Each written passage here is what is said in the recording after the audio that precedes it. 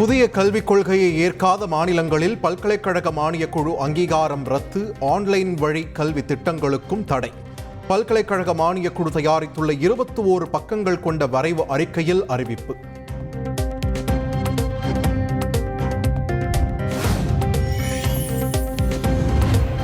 ஆளுநர் RN ரவியை கண்டித்து மாவட்ட தலைநகரங்களில் திமுக ஆர்ப்பாட்டம்.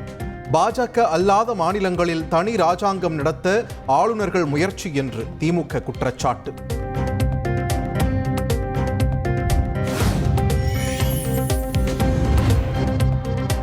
டங்ஸ்டன் சுரங்கத்திற்கு எதிர்ப்பு தெரிவித்து மேலூரில் இருந்து மதுரை நோக்கி விவசாயிகள், பொதுமக்கள் பேரணி. போலீசார் தடுத்து நிறுத்த முயன்றபோது தள்ளுமுள்ளு ஏற்பட்டதால் பரபரப்பு.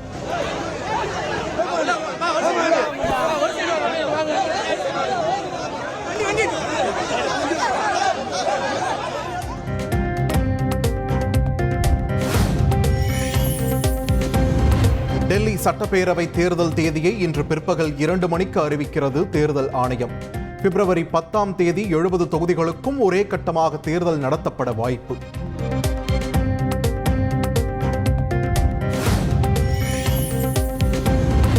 ஈரோடு கிழக்கு தொகுதி இடைத்தேர்தல் தொடர்பான அறிவிப்பு இன்று வெளியாக வாய்ப்பு. டெல்லி சட்டப்பேரவை தேர்தல் தேதியோடு இடைத்தேர்தல் தேதியும் அறிவிக்கப்படலாம் என தகவல்.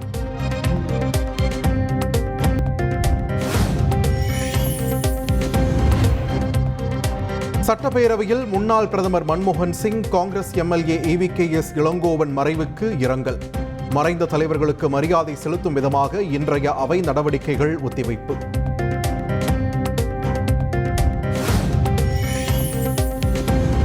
வாழ்நாள் சான்றிதழை சமர்ப்பிக்காத மின்வாரிய ஓய்வூதியதாரர்களுக்கு ஓய்வூதியம் நிறுத்தம்.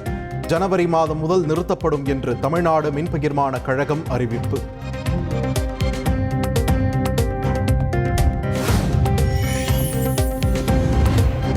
ஐந்து ஆண்டுகளில் 15 முறை விபத்திற்குள்ளான துருவ் வகை ஹெலிகாப்டர்கள் பாதுகாப்பு சோதனைக்காக இயக்கம் நிறுத்தி வைக்கப்படுவதாக ராணுவ வட்டாரங்கள் தகவல்.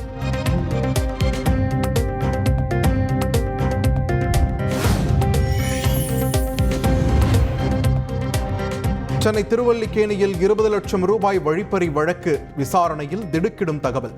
கைதான சிறப்பு காவல் உதவி ஆய்வாளரும் வருமான வரித்துறை அதிகாரியும் 3 மாதங்களில் 1 கோடி ரூபாய் வரை வழிப்பறி செய்தது அம்பலம்.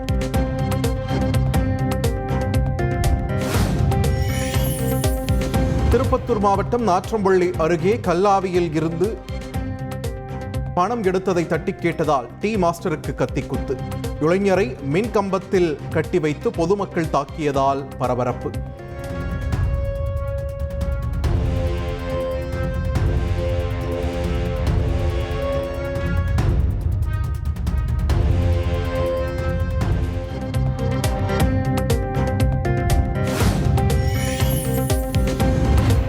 அவிநாசி அருகே தனியார் பேருந்து கட்டுப்பாட்டை இழந்து சாலை தடுப்பில் மோதி விபத்து.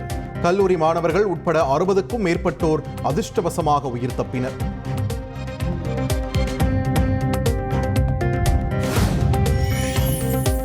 ஸ்ரீரங்கம் வைகுண்ட ஏகாதசி பகல் 10 உற்சவத்தில் இன்று முத்து சாய கொண்டை அலங்காரத்தில் காட்சியளித்தார் நம்பெருமாள்.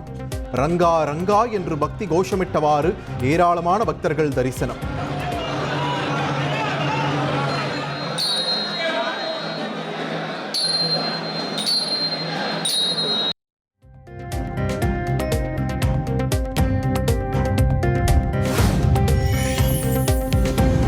திருப்பதி ஏழுமலையான் கோவிலில் ஆழ்வார் திருமஞ்சனம்.